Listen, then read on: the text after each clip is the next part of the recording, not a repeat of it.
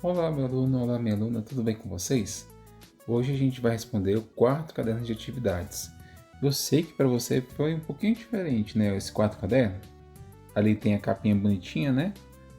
Onde tem que colocar o nome, né? O nome da escola, o seu nome, o ano que você está estudando, a turma, a data de início das atividades, quando você começou a responder esse caderno, professor, né? No meu caso, professor Fernando, e o telefone, seu telefone de WhatsApp e o e-mail se tiver, tudo bem? Nessa segunda página, eu até alterei aqui a data do caderno. Nós temos cadernos de atividades, quartos anos, e aqui está, né? Eu coloquei quarto caderno de atividades. Deixa eu baixar aqui minha figurinha. Mas eu que alterei, eu apaguei e coloquei o número 4. Mas antes estava o que? Estava terceiro caderno de atividades. Aí você pergunta, né? Professor, por que estava terceiro caderno de atividades? Não, né? Não estou entendendo. O que acontece? O primeiro caderno de atividades que vocês fizeram, ele não tem nenhum número, não é? Ele era um caderno de apresentação, mas a gente começou a chamá-lo de primeiro caderno de atividades para que vocês não pudessem confundir. Porque se a gente falasse caderno de apresentação, aí, primeiro caderno, segundo caderno, terceiro caderno, assim por diante, poderia ter uma confusão. Então, o que acontece? Ele veio, esse quarto caderno veio escrito o quê? Terceiro. Bem aqui veio escrito, né, número 3 aqui. Então, o que eu fiz? Né? Eu alterei para que vocês não percam a conta dos cadernos, porque esse é o quarto caderno de atividades, né? Se a gente for contar tudo certinho, com o de apresentação, este é o quarto caderno, tudo bem? Então, eu alterei aqui e coloquei quarto caderno de atividades. Vocês buscaram, né, no dia 22, né? Hoje é dia 22 do 6, tá bom? Olha lá, 22 de junho. Então, esse é o quarto caderno de atividades. Hoje, nós iremos responder da questão número 1 até a questão número 10. Depois nós faremos um segundo vídeo para responder as questões restantes, tudo bem? Vamos lá? Antes, né, eu vou falar para vocês para que vocês, quando vocês forem responder os cadernos de atividades, não faça tudo de uma vez, faça com calma, faça uma página em um dia, outra página em outro dia. Lógico que tem que ter cuidado para não ultrapassar muitos os dias. Eu acho que uma semaninha dá para responder bem esse caderno, não é? De uma a 2 semanas no máximo dá para responder bem o caderno se você fizer de uma a 2 páginas por dia. Aqui nós temos o que? 19 páginas, mas são 17 questões. Então, se você fizer 2 questões por dia, em 2 semanas você finaliza o caderno. Em 2 semanas, tudo bem? Então, tenha cuidado quanto a isso. E quando se sentir cansado, com alguma dificuldade, você pode colocar aqui, pergunta para o professor, que o professor vai te ajudar, tá? O seu professor também, ou outro professor, que caso tenha outros alunos de outros quartos anos assistindo esse vídeo, tá bom? Então faça tudo assim, tipo, direitinho, sem ficar cansado. Pausa no dia, anota o tempo que você parou, depois no outro dia retorna e veja o tempo, vai, leva a barrinha até naquele minuto e continue o estudo, tudo bem? Essa primeira página eu vou até pular um pouquinho, tá bom, gente? O vídeo tá um pouquinho, vai ser um pouquinho puxado. Então, alguns textos que a gente, assim, você pode ler esse texto depois, tá bom? E que ele fala que a gente vai trabalhar sociedade, trabalho, consumo, consciente, incluindo tecnologia e inovações. Então é o quê? Uma continuação do outro caderno, porque o outro caderno também estava falando desses assuntos, tudo bem? E aqui você vai preencher também o cabeçalho, porque às vezes pode acontecer na hora que vocês forem entregar, a outra capinha rasgar e tem sempre uma por baixo, né, ali com a sua identificação, tudo bem? Então, ó, se tiver dúvidas, não se preocupe em ter contato com seu professor ou sua professora, combinado? E assim a gente vai seguindo. Questão 1, né? Vamos lá, ler o texto com atenção. Vou dar um zoom aqui no texto para aumentar o texto para a gente ler. O que é trabalho infantil? Trabalho infantil é toda forma de trabalho realizado por crianças e adolescentes abaixo da idade mínima permitida, de acordo com a legislação de cada país. No Brasil, o trabalho é proibido para quem ainda não completou 16 anos, como regra geral. Quando realizado, a condição de aprendiz é permitida a partir dos 14 anos. Então, pessoal, dá uma resumidinha nesse parágrafo. Então, quem tem menos de 16 anos não pode trabalhar, né? Assim, pode se for menor aprendiz, em alguns lugares, alguns ambientes, quando a partir dos 14 anos pode ter esse trabalho. Onde eu fazia, quando eu era estudante, né, fazia faculdade na Universidade de Brasília, lá eu fiz um estágio lá num tribunal, né, no Tribunal Superior do Eleitoral. Desculpa, Tribunal Superior do Trabalho, TST. Então, tinha pessoas bem mais jovens do que eu, que tinham 14, 15 anos, que estavam lá, né, estudando também, assim, trabalhando em serviços bem leves, de 4 horas no máximo. Então, esses eram menores aprendizes, que eles vão aprender algumas coisas básicas, né? Mexer no computador, impressoras, conforme o ambiente que ele está trabalhando. Tudo bem? Mas isso é permitido por lei. Só que alguns lugares exploram bastante crianças, adolescentes, jovens, que deveriam estar na escola, só que estão trabalhando e deixam de estudar. Porque esse, que é onde é permitido, esse de 14 anos, ele tem que estar estudando. Senão ele não pode entrar nesse trabalho. Tudo bem? De acordo com a Organização Internacional do Trabalho, 152 milhões de crianças e adolescentes, também de entre 5 e 17 anos, foram submetidas ao trabalho infantil em 2016. Embora as estatísticas mostrem que o número de crianças trabalhando tenha diminuído em 47 milhões entre 2008 e 2012, o trabalho infantil permanece comum e tem crescido no setor de serviços, saltando de 26% para 32% no mesmo período.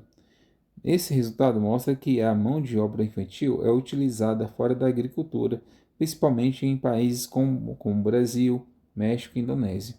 Então ali ele colocou a fonte, né, onde tirou esse texto, né, essa notícia, foi do livro né, livro do trabalho infantil.org.br, trabalho infantil. O que é, né? Esse texto então fala o que é o trabalho infantil. Fala como se tem muitas crianças trabalhando ainda é um número muito alto de jovens, adolescentes, às vezes a família está passando por más condições financeiras e às vezes tem que ir trabalhar, tem que olhar um carro, né? Tem que vender picolé, entre outros trabalhos informais que não pode ser, se você tem menos de 16 anos, ele não pode ser um trabalho formal, com carteira assinada e nada. Tem que ser um trabalho informal. Então, dentro da informalidade, eles conseguem fazer coisas proibidas. Então, algumas crianças, adolescentes, já estão lá pedindo dinheiro no semáforo, né? Na porta dos bancos. E isso a gente tem que ficar bem alerta, porque muitas vezes eles deixam de ir para a escola, estudar para ter uma vida melhor, para ajudar em casa. Então, é muito importante que os conselhos, né, o conselho tutelar, os assistentes sociais fiquem bem em cima disso, para dar melhor condições às famílias, porque também não pode só proibir o garotinho ou a garotinha de pedir dinheiro, né, trabalhar dessa forma, e sendo que a família está passando necessidade. Tem que ser as duas coisas, né? Ajudar em ambas as partes. Vamos lá na letra A? Qual é o assunto principal do texto? Então, o que é o assunto principal do texto? Aqui, quando vocês receberem essas perguntas sobre o que é a principal do texto, o assunto principal, geralmente você vai observar o quê? O título do texto e o texto. O que ele fala na maioria das vezes, né? O assunto principal. E é o quê? No caso, é o trabalho infantil. Então, na letra A, vocês vão colocar, né, que o assunto principal do texto é sobre o trabalho infantil. Tudo bem? Na letra B, para você, o que é trabalho infantil? Então você vai dar uma olhadinha aqui no texto, né? Aqui ele fala, ele vai te ajudar a responder. Mas para você, do texto que a gente conversou aqui agora há pouco, o que é trabalho infantil? Então você dá uma olhada, ó, no Brasil, aqui já está escrito a gente, né? O trabalho é proibido para quem ainda não completou, né, os 16 anos. Então você pode colocar tem uma ideia, né, de como colocar essa resposta. Então você fala, professor, para mim o trabalho infantil é para para aquelas pessoas que têm menos de 16 anos e estão trabalhando. Então esse é o trabalho infantil. Então está correto, tudo certinho, né? Porque menores de 16 anos não pode trabalhar e aqui fala, né, como regra geral. Tudo bem? Então tem a condição de menor aprendiz a partir de 14 anos, mas como falei para vocês, geralmente em outros ambientes, com toda a lei, né, certinha. Eles têm que ter um contrato bonitinho, né, com a assinatura dos responsáveis deles e tudo isso para que eles possam, né, trabalhar. Então, vamos lá. Na C. Entre os anos de 2000 e 2012, se passaram quantos anos? Então, nós temos 2 anos, né? Então, 2008 e 2012.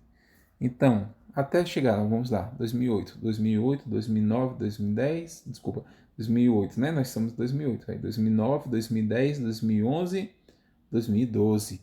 Ou seja, se passaram, né, 4 anos, ou você pode fazer uma conta básica.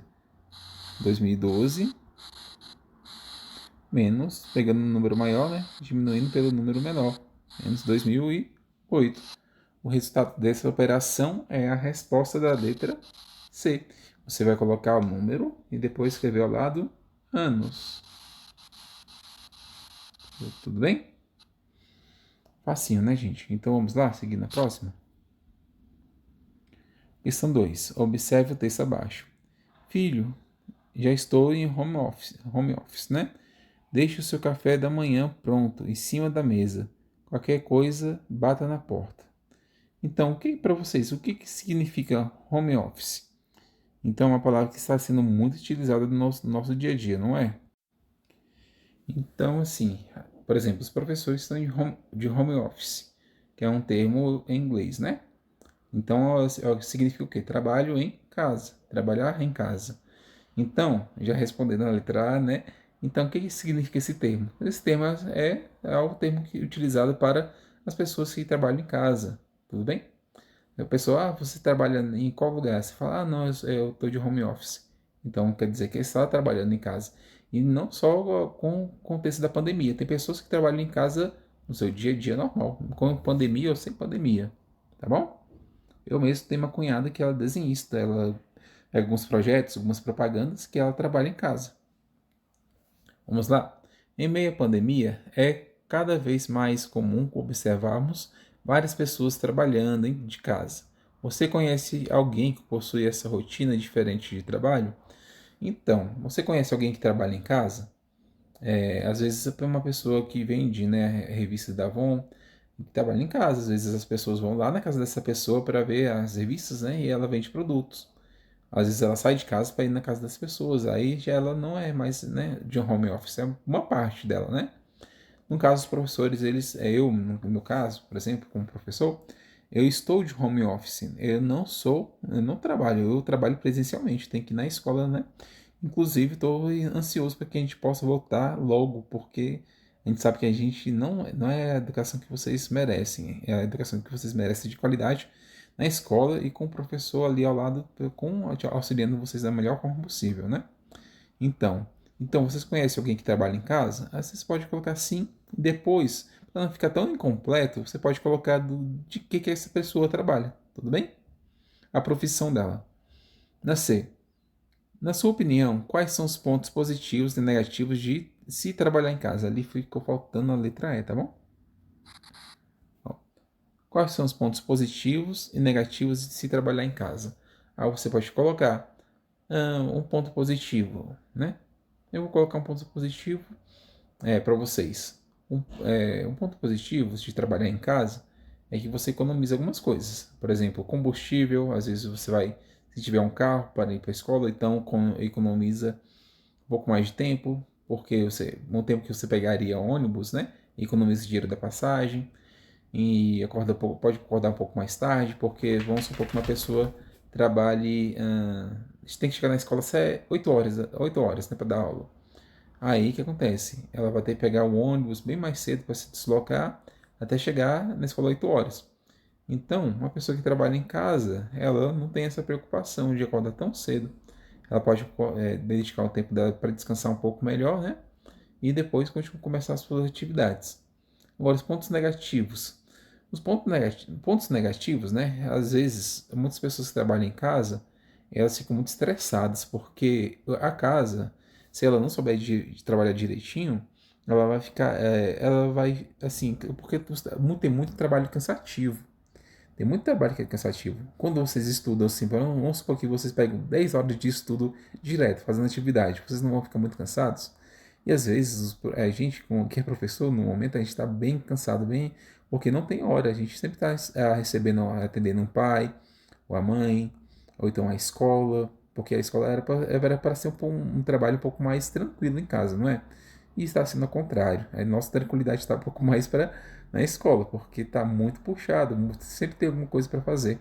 Vários relatórios que a gente não fazia, né? Assim, que a gente não precisava fazer por estar presente na escola, agora a gente tem que fazer esses relatórios. Então está muito cansativo. Então, trabalhar em casa às vezes pode ser muito estressante. Você confunde aquele espaço de descanso como um espaço de trabalho. Então, você pode colocar assim, às vezes como ponto negativo, que às vezes pode ser um pouco estressante pela quantidade de trabalho, né? Não tem hora. Então, cada pessoa que trabalha em casa tem que saber repartir a hora. Ó, eu vou começar a trabalhar às 8 horas e vou acabar às 5 horas, né? Mas tem que trabalhar esse período, um tempinho para almoçar e não pode, né? Depois de acabar o trabalho, ficar trabalhando de novo. Começar 7, 8 horas respondendo mensagens, tudo. Quando é que ela vai descansar? Ela vai ficar muito estressada. Então, uma desvantagem que pode ser o quê? Você pode colocar uma das pontos negativos, que ela pode ficar um pouco estressada com o ambiente de que era para ser de descanso e está trabalhando. E você pode pensar, é uma sugestão, tá bom? Mas você pode pensar outros momentos, né? Outros pontos negativos e outros pontos positivos também, tá bom? Se coloque como um trabalhador, porque vocês estão, né, vocês estão em casa. E como estudante, né, vocês depois voltarão para a sala de aula. Qual o ponto positivo de ficar em casa? E qual o ponto positivo de ir para a escola? Então pense direitinho que essa sua resposta vai servir para a letra C, tá bom? Na D, qual o gênero textual do texto em questão? Qual o gênero textual do texto em questão? Então ali, olha, filho, já estou de home office, deixei o seu café da manhã pronto, em cima da mesa. Qualquer coisa bata na porta, mamãe. Então, isso é o que, pessoal? Né?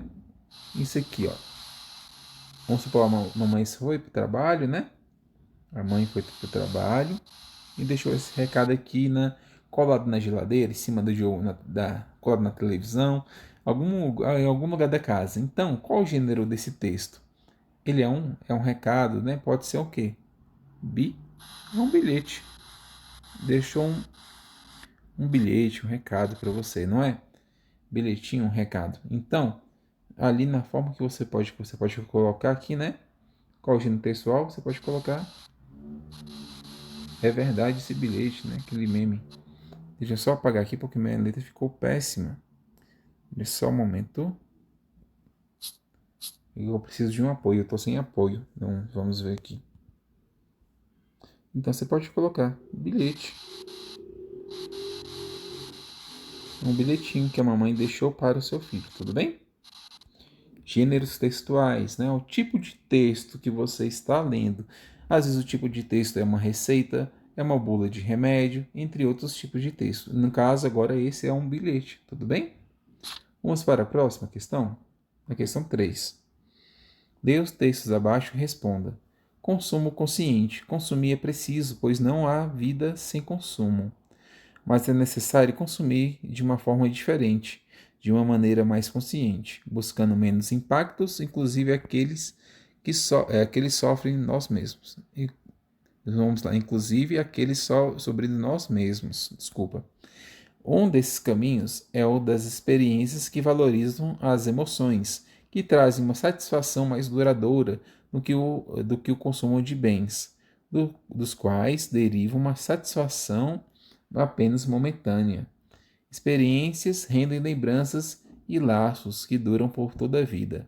Se isso parece óbvio, é porque provavelmente você andou um bom caminho na direção de um estilo de vida mais sustentável e de um consumo mais consciente. Então, um texto, né, que fala sobre a consciência, né, de consumir o que é necessário somente necessário, né? Como diz o desenho do Mowgli, né? O extraordinário já é, né? É demais, né? Então, texto 2. Cuidado, ou o consumo pode te consumir. Então, tipo de texto, né? Aqui, ao lado. onde tem um homem, né, segurando várias caixas. Ele até sumiu durante, né, esses sacos plásticos com várias coisas que ele provavelmente não vai consumir tudo. Então, em comparação do primeiro com o segundo texto, o primeiro texto fala sobre consumismo e no texto 2 também fala sobre consumismo de uma forma diferente. Uma charge, né, praticamente, né, uma figurinha, né, uma imagem, um desenho e uma frase. Então, o que você entendeu sobre os dois tipos de textos? Então, o que você entendeu? Então, olha lá, aqui vamos ver, dar uma olhadinha no texto. Então, a gente pode ler, né? Ó, o texto 1 já está também, já tem uma resposta nele aqui no texto 2, para o texto 2. Ó, consumir é preciso, pois não há vida sem consumo. Nós precisamos consumir. Mas aqui ele já fala. O que dá para entender no nosso texto? É necessário, né? É necessário consumir de uma forma diferente, de uma maneira mais consciente, buscando menos impactos, inclusive aqueles, né, sobre nós mesmos. Então, o que dá para entender no texto é isso, que é necessário, é uma crítica que os dois fazem, né? O segundo faz mais uma crítica, né? E fala que o consumismo pode te dominar. Então, é necessário o quê? Consumir de uma forma diferente, de uma maneira mais consciente, buscando menos impactos, inclusive aqueles sobre nós mesmos. Então a gente pode colocar aqui na resposta da A, tá? O que você entendeu sobre os dois tipos de textos? Essa frase que eu sublinhei aqui, que está no segundo parágrafo do primeiro texto, tudo bem? Aí você pode tirar o mas, né? Já comece a fazer, né? Construir a frase a partir da letra E, né? Da palavra ali é necessário consumir, né? A partir até finalizar, tudo bem? Vamos para a próxima página. Questão 4. O consumo consciente é um bom começo para controlar o impulso consumista que nos leva a fazer maus negócios e até perdas financeiras. Antes de sairmos comprando, devemos fazer uma boa avaliação das opções de preços e juros. Sem falar que devemos ter o hábito de poupar um pouco para algumas despesas extras. Só um momento, pessoal. Tá tocando a campainha aqui em casa. Lá voltei. Uma das desvantagens, né, de trabalhar em casa é essa. Tocou o telefone ali, tô sozinho em casa, tive que sair correndo para atender. Então vamos voltar à nossa questão. Ó, um consumo consciente, né, é um bom começo para controlar o impulso consumista que nos leva a fazer maus negócios e ter perdas financeiras. Antes de sairmos comprando, devemos fazer uma boa avaliação das opções de preços e juros. Sem falar que devemos ter o hábito de poupar um pouco para algumas, né, despesas extras. Pensando nisso, dê situações abaixo e marque a alternativa correta. Li novamente com vocês com mais calma. Então, ó, A. Gabriel recebe seu salário e gasta seu dinheiro sem controle. Ao conhecer Raquel, que recorre a um orçamento financeiro, ele começa a ver que está consumindo de forma inconsciente. Por isso, ele deve mudar suas ações, iniciando com o corte de gastos desnecessários. Qual a melhor forma de José organizar seus gastos? Então, pessoal, é justamente isso. Alguma pessoa, às vezes a pessoa recebe R$ 1.000 e está gastando R$ 1.200. Então, ela sempre no cartão de crédito, porque o cartão de crédito já fala, tá? Ele dá um crédito, é um dinheiro que você não tem. Vamos supor que é como se seu pai e sua mãe falassem, olha, né, você toma aqui R$ 40 para você gastar, mas no mês que vem você vai ter que me devolver esse dinheiro, tudo bem? Aí você, tudo bem, pai.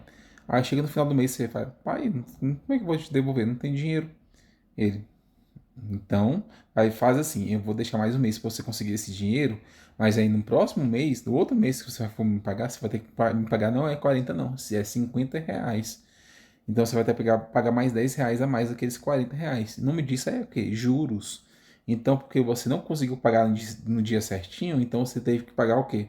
Teve que pagar um acréscimo de dinheiro, teve que pagar a mais. Então, sempre é isso que nós, os brasileiros, a gente tem aquele cartãozinho de crédito. Brasileiros, assim, em vários países, pessoas não têm muito controle do cartão de crédito. O cartão de crédito é o nome que você fala, né? Ele te dá um crédito, um dinheiro para você gastar. Mas chega no final do mês, você tem que pagar aquele valor que você gastou. E se você não tiver, às vezes o banco dá uma nova chance para você pagar, só que você vai ter que pagar, vamos supor, você gasta R$ 1.000, você não conseguir pagar os R$ 1.000 no cartão de crédito, no outro mês o banco fala, tudo bem, você pode pagar no próximo mês, mas você vai pagar 1.200. Aí você não pagou no outro mês, então você vai pagar 1.400. Assim por diante, sempre vai aumentando, são os juros. E não tem fim. Então, no fim é que quando você pagar, né, tudo. Então aí, até aí você pagar, fica meio complicado. Então tem que ter muito planejamento. Então, olha lá, qual é a melhor forma, né, de José organizar seus gastos? A melhor forma de José cortar os seus gastos é comprar apenas no cartão de crédito? Não, gente, ele não pode, é como fala assim, por exemplo, só comprar no cartão de crédito só se você tiver controle e não tiver dinheiro para pagar no final, quando a fatura, né, fechar, né, a fatura fechar e o dinheiro que ele tiver que pagar ali, né, vamos supor, ele gastou durante o mês R$ 1.000, então se ele tiver R$ 1.000 controlados ali, ele vai poder pagar, né? Mas se não tiver, como é que ele vai fazer? E na segunda opção, a melhor forma de José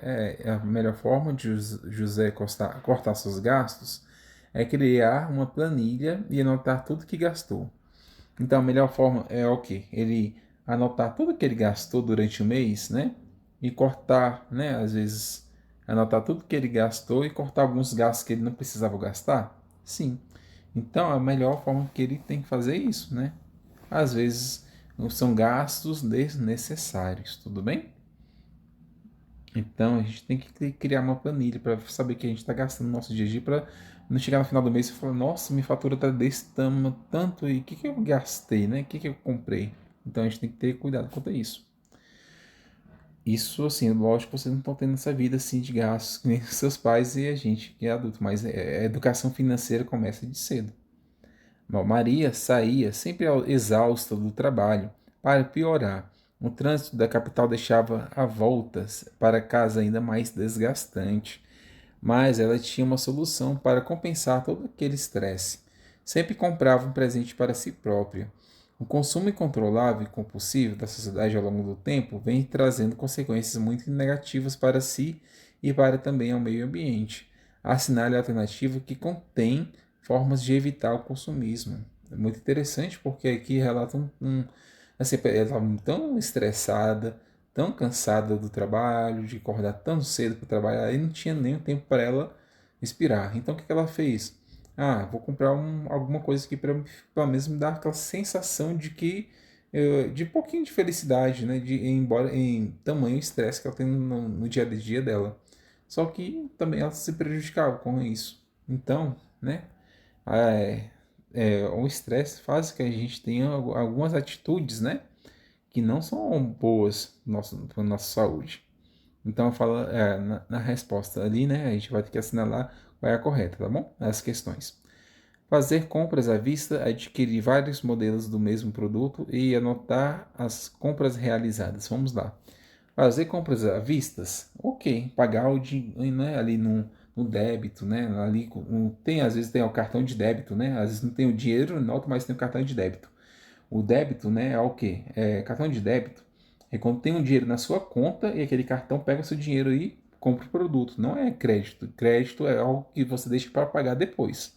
Então, isso é à vista. Também é um pagamento à vista, né?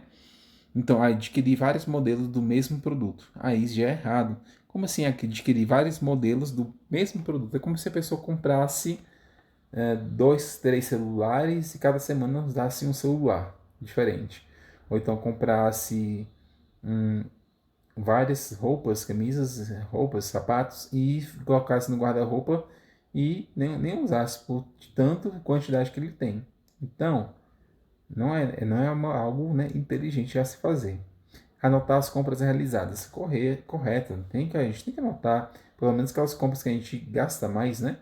A gente tem que anotar para saber quanto que a gente vai gastar, não, até o final do mês. Alguns cartões de crédito, eles são bons, né? Que tem um aplicativo no celular que ele mostra tudo que você comprou no decorrer do mês, né? Antigamente não, mas tem uns cartões de créditos que não tem isso, né? Então você tem que anotar, tá bom? Gastos dos seus pais, mas vocês já vão aprendendo, né? Bem antes como fazer. Gastar menos do que se recebe fazer um controle de quanto se recebe e se gasta e planejar as compras, né? Vamos lá por partes. Gastar menos do que se recebe. Sim, se eu recebo 1.000, eu não posso gastar 1.200, 1.300.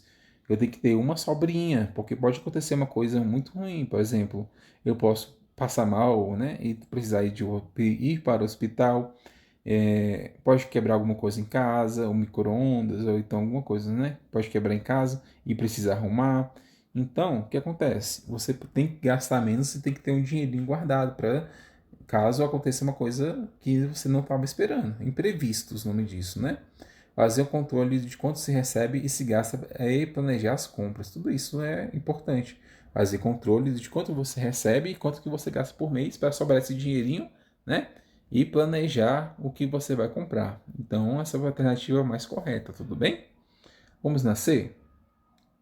Mateus é um rapaz muito organizado e econômico.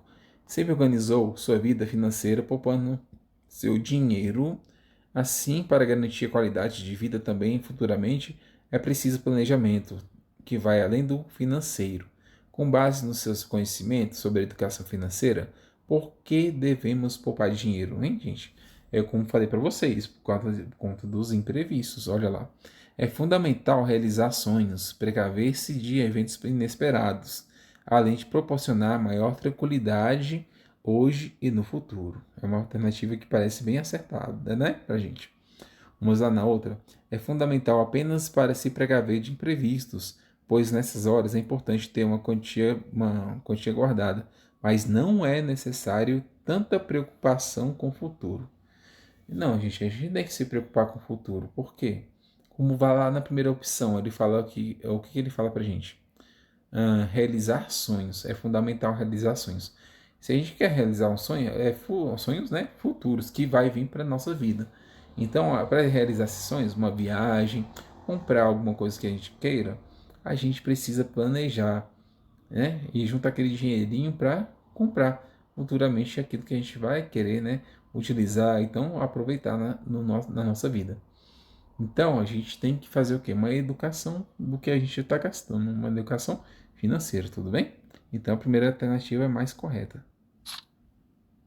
Vamos na questão 5. Opa, desculpa, ainda temos a questão 4. Tá ficando um pouquinho longo, vamos ver se eu consigo acelerar um pouco mais o vídeo, né? Olha, são 32 minutos. Qualquer coisa eu parto em 3 aulas, tá bom? Mas eu quero fazer em 2. Mesmo com o orçamento em ordem, o dinheiro de Paulo acaba antes do final do mês. Um dos possíveis motivos é a falta de controle das despesas extras. O que você considera como despesas extras?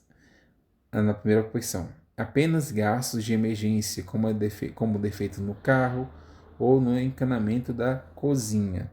E na outra, né? Despesas com água, energia, aluguel. Então, pessoal, despesa extra é o quê? É aquilo que a gente não está planejado. Despesas com água, energia, aluguel está nos nossos planos, porque não é algo extra. É algo que a gente tem que pagar todo mês. Então, a gente já tem que o quê? Planejar aquele gasto, né? Essas despesas, né? Guardar o dinheirinho. A gente sabe mais ou menos quanto que é. A conta de água, por exemplo, veio R$ 80 nesse mês. Então eu utilizei até uma forma razoável. Então vou continuar utilizando da mesma forma que ela vai virar, né, no máximo R$ 80, R$ 90 no próximo mês. Se eu posso economizar um pouquinho e ele vir, né, menos de R$ 80. Então não são despesas extras, pessoal.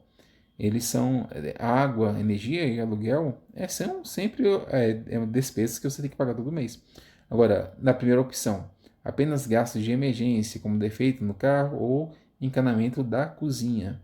Ou seja, é algo que a gente não tem planejado, é um imprevisto e que pode acontecer. Tem um carro, o carro dá problema. E como é que você vai fazer? Tem que tirar um dinheirinho. Tem dinheiro guardado? Aí, beleza. Se não tiver, vai ter que né? Vai usar cartão de crédito e aquela dívida vira um bolo, né? E que a gente consegue pagar. Então vai ter que tirar de outras coisas, da limitação, de outras coisas, de uma viagem que você estava programando para fazer. Então, despesas extras é mais, né? Está mais para a primeira opção do que para a segunda opção. Na letra E, vamos lá. Ser um consumidor responsável significa avaliar bem suas decisões e compreender as consequências de cada uma delas. Além de causar grande impacto ao seu orçamento, a forma de que como você consome pode afetar também a sociedade e o meio ambiente. Das opções abaixo, qual delas melhor corresponde a uma prática de consumo sustentável? Então, aquele consumo que você pode consumir sem agredir tanto a natureza. A primeira opção. A escolha de produtos que utilizaram menos recursos naturais em sua produção que serão facilmente reaproveitados ou reciclados. E a segunda opção. Pensar sempre em reciclar materiais. Usar copos descartáveis é uma forma de evitar o uso de vidros, pois esses demoram para se decompor. A gente sabe que essa segunda opção tem uma coisinha errada, não é?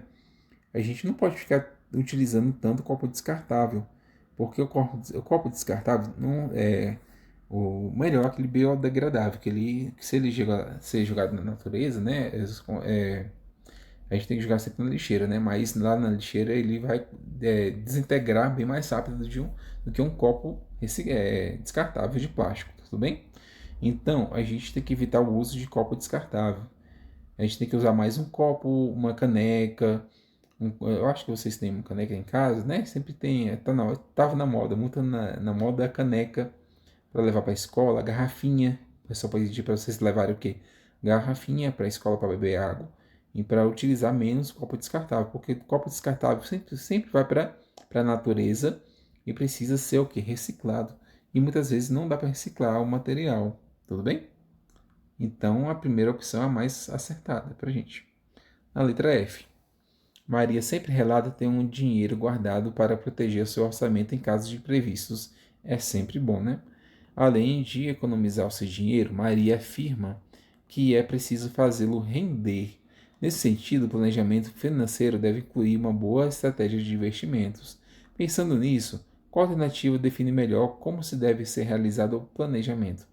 Como que ela tem que planejar melhor como guardar o dinheiro dela? Aí na primeira opção, organizar suas prioridades e gastar somente o necessário. Ou na segunda, utilizar o cartão de crédito, parcelar suas compras sempre que possível, sem se preocupar com os juros. E como a gente já falou sobre juros, né, que é aquilo que você sempre vai pagando mais, então não é a alternativa melhor, né? A melhor alternativa. A melhor alternativa é gastar com as prioridades, que é o quê? Comida, seu cuidado pessoal, da sua saúde, do seu lazer, né? Lógico que tudo isso tem que ser com cuidado. Até comida mesmo, muita comida é prejudicial, né? À saúde. Então tudo isso tem que ser feito o quê? Com muito cuidado e planejamento. E gastar somente o que a gente tem, né? Só o necessário para viver bem. Esse é o segredo da economia. Na 5. O tempo de decomposição refere-se ao tempo de que os produtos levam para se decompor e desaparecer do meio, variando de acordo com a natureza do material. Além do longo período de decomposição, muitos materiais causam danos ao meio ambiente e à saúde dos seres humanos e animais se descartados de maneira incorreta. Observe o tempo de decomposição de cada material abaixo e responda as questões a seguir.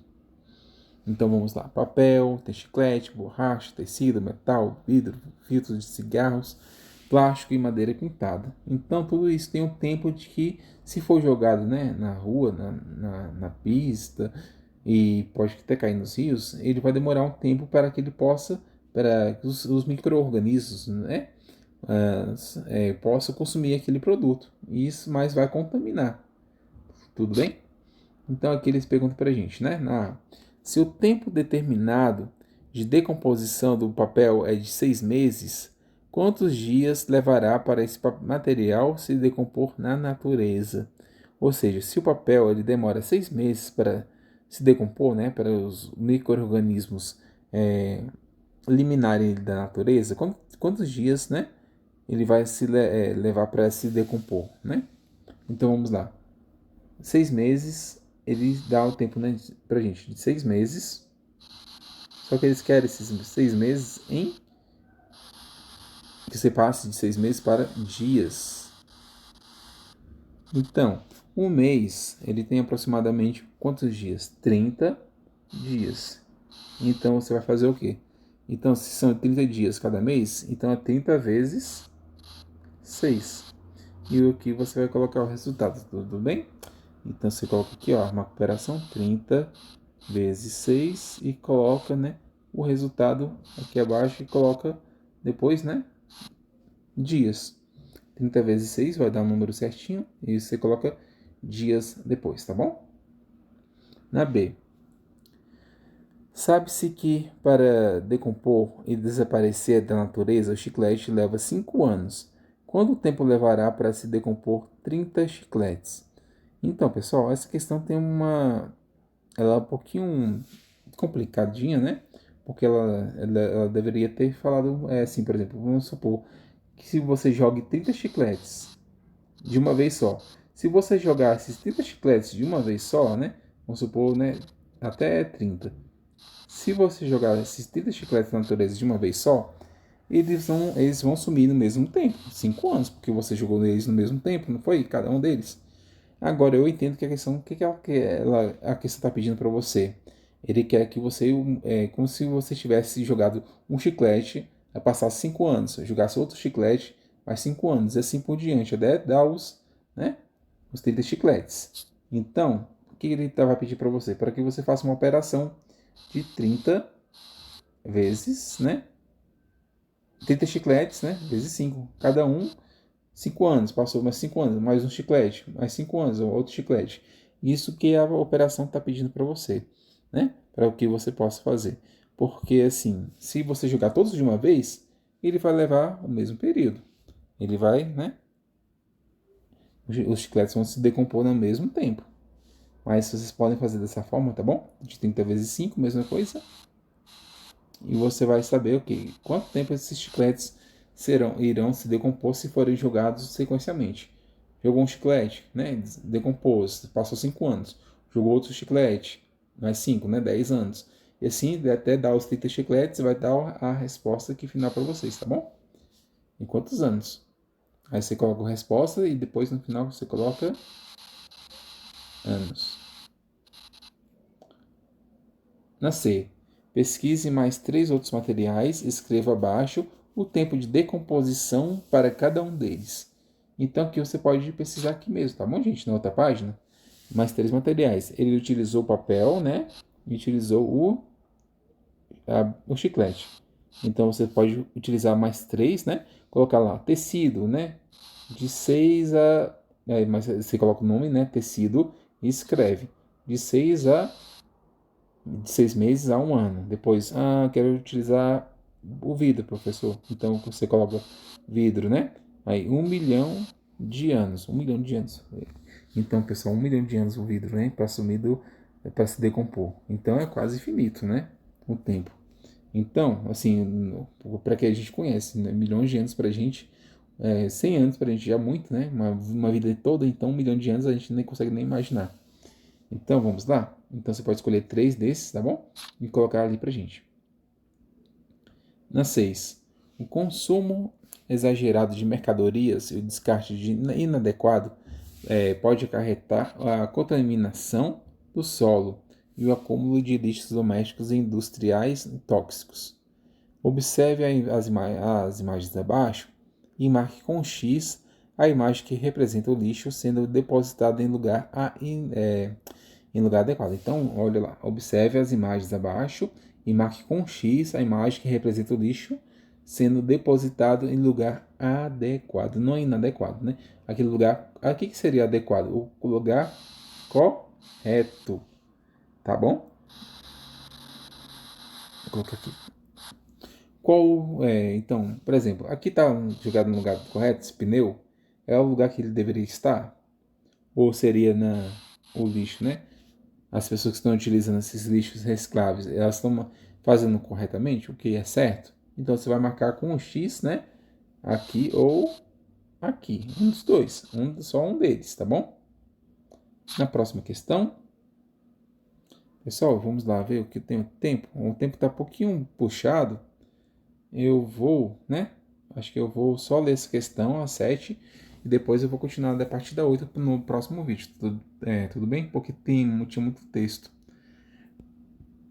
e acabou ficando um pouquinho mais longo. Questão 7. Você sabia? Valparaíso possui um agrupamento industrial composto por mais 100 empresas do segmento de imóveis. Para atender esse setor, está em andamento um programa de desenvolvimento econômico de arranjo produtivo local, APL, moveleiro, que tem como objetivo aumentar a competitividade dos profissionais e fortalecer as pequenas empresas. Pelo fato de Valparaíso de Goiás se situar no entorno do Distrito Federal, sua economia é menos privilegiada, dependendo do setor informal, que representa cerca de 40% da base de trabalhadores, estando na grande maioria ocupada na construção civil. Então, ele pede para a gente fazer o quê? Observe atentamente e relacione as imagens a qual o processo se refere. Nós temos aqui, ó, produção, número onde tem produção, vai colocar número 1. Circulação, número 2. Consumo de mercadorias, número 3. Ou seja, nós temos 4 opções, né? Primeiro, né? Aqui tem um posto, no caso, uma base, né? Uma base onde tem extração de petróleo. O que acontece? Eles, né, pegam petróleo para levar para os lugares para refinar esse petróleo e transformar em várias outras coisas, né? Combustível, por exemplo, tudo bem? Onde está produzindo alguma coisa. Então, olha lá, aqui a moça está fazendo o quê? Ela está comprando, né? Ela está consumindo mercadorias. Então, indo aqui nascer e a caminhão da Sadia está levando, né, transportando alguns produtos, né, para algum mercado, açougue, né, às vezes a Sadia, né, como trabalha com frios, né, que são carnes, mortadela, né, presuntos, então ela está levando para algum lugar. Então trabalha com transporte. E aqui, né, ele está fazendo o quê, né? Está extraindo cenouras da terra, né? Tá, então está produzindo, é uma produção, tudo bem? Produzindo legumes para consumo da sociedade. Então aqui a gente pode ver, né, na classificação do que eu falei para vocês, a produção, circulação e consumo, tudo bem? Então vou dar uma pausa aqui, tá bom? E eu voltarei no próximo vídeo com vocês. Estou um pouquinho cansado, tomei um remédio, acho que vocês perceberam que estou um pouquinho cansado e esses vídeos são um pouquinho cansativos, então por isso que eu falo para vocês, sempre pausa ainda para que vocês não possam ficar cansados. E aqui é muita atividade que o professor está fazendo, por isso que eu quero voltar muito rápido para a sala de aula, porque está muito pesado para a gente. Então um abraço, tá bom? Qualquer dúvida vocês podem colocar para a gente aqui, tá bom? A sua dúvida que eu vou ajudá-los, né, a responder. Um abraço, tchau e até a próxima.